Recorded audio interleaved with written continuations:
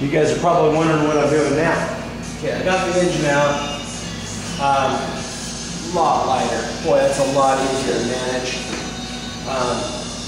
What I want to do now is the wing needs to be put on here because I have to trim some of the trailing edge pieces to fit in here so I can blast the wing.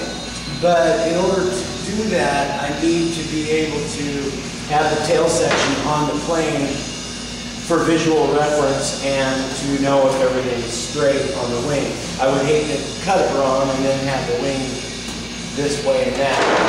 So what I have here is that there is the foam collar that joins them together. My handy dandy little needle. I have to get on here online and figure out and show you guys where to get this. But let me see if I can show you what that is. Is that focused pretty good? It's about 2.5 inches long. It's stainless steel, and they call it a nail, but it doesn't have a head on it. And these things are needle sharp. See that? The base diameter is smaller than 1/8 of an inch, but the tip is extremely sharp. I use these for my taxidermy, and it holds feet in place, and you can drive them in there and then bury this, and since it tapers, the more it goes in, the tighter it gets, and you don't have to remove them because they're stainless steel. So anyway, I'll have to find out where I got those for you guys to buy them. They're kind of expensive, but they last forever. And I put them in my drill, and what I did was I went around here and I marked where this collar was. And let's see.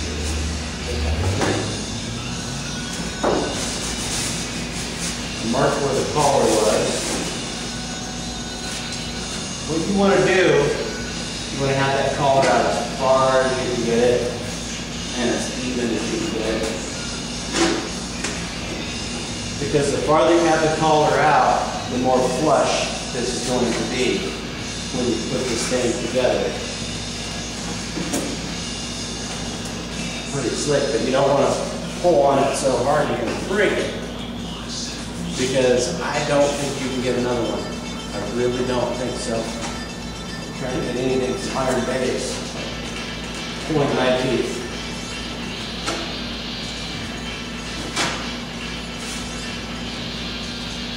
And so I basically am telling myself you only got one shot at this.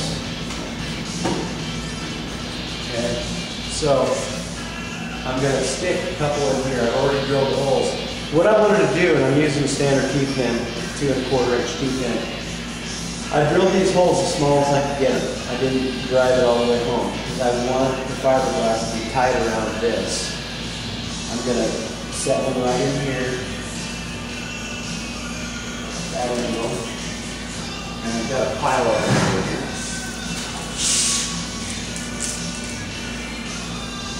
I'll put one here.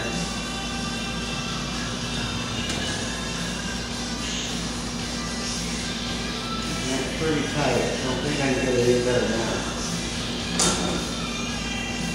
Go down there.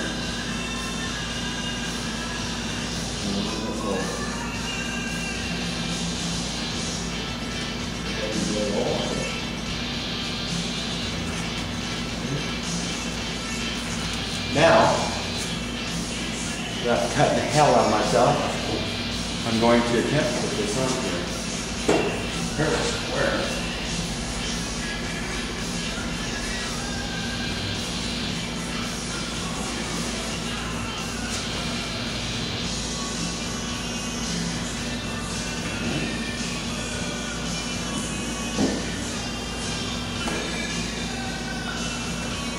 What I think they did is they laid this thing up and then they cut it.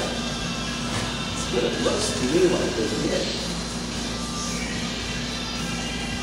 I'm going to get some tape.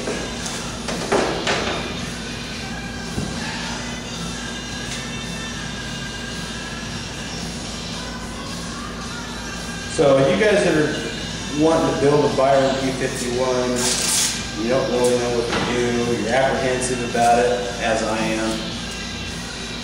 I haven't done this before either, so we're all on the same boat here.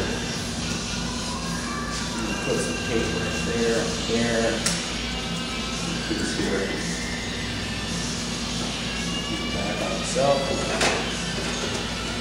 When I got my kit, it sat in the garage for a long time, and I imagine it got over 100 degrees. But there's a warp right here.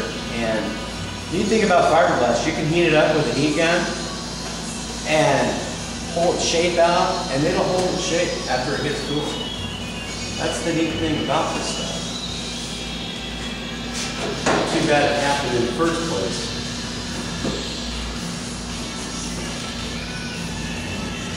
I want this absolutely perfect.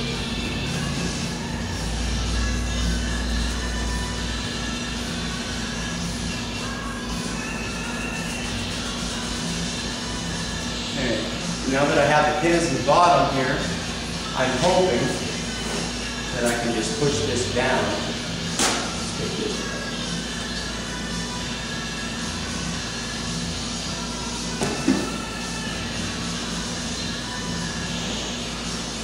You know, Bob Moore, if you're watching this, it's getting a little easier talking to myself. But still, I still find it difficult to say, at least to talk to myself while I'm doing this stuff.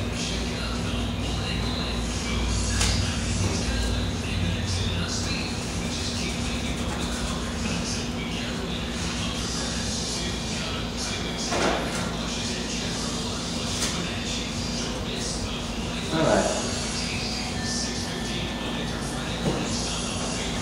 See if I can slide that down. Ah, I pushed it forward. That's not what I wanted to do. But, as long as everything is pretty much lined up, I can slam it down. So then I can push the collar down.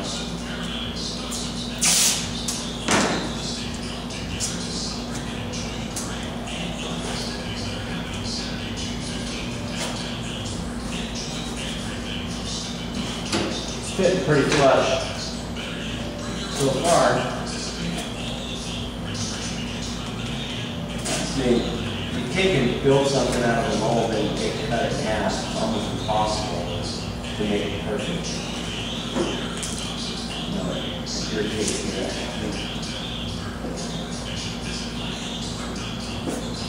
Yeah, that's all fit flush.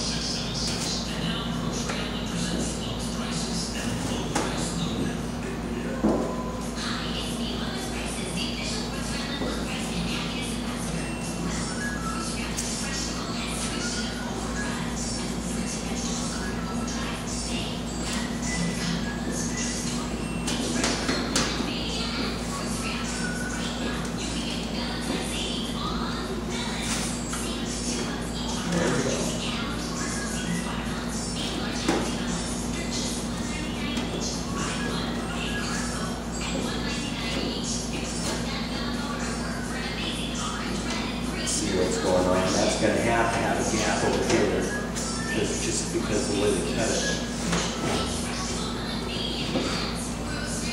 But this gives me confidence knowing that when I do glue the thing together, things are going to fit pretty flush, and I'm not going to have as much finish work as I was anticipating in the first place. I'm going to add some finish work right there, a little bit on the sides, and on the top. But I think that looks fine. All depends on how tight I can get the collar in there. So now what I want to do is I want to stick my hand in there. See if I can shove that collar forward a little more.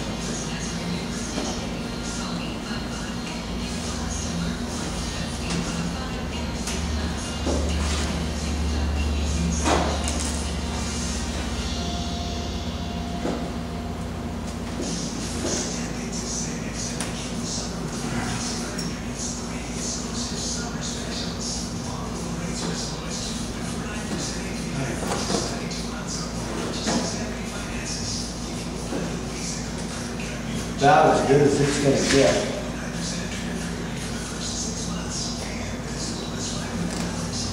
I'll run the T-pins all the way around it.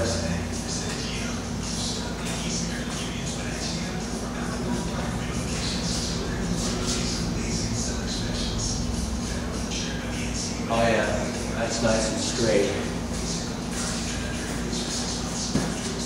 What a pain. What I'm worried about is these sticking up and not being able to stick right there when I glue it. Because there's only so much sanding you do, and you can sand right through your product, right through the fiberglass and into the foam. And I don't want this seam to be shown. So anyway, that's pretty straight. You want to see?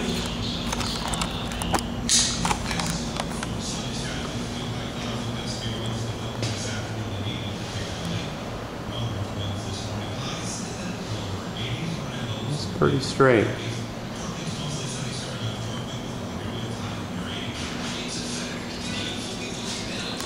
There's just a little bit of a gap right there.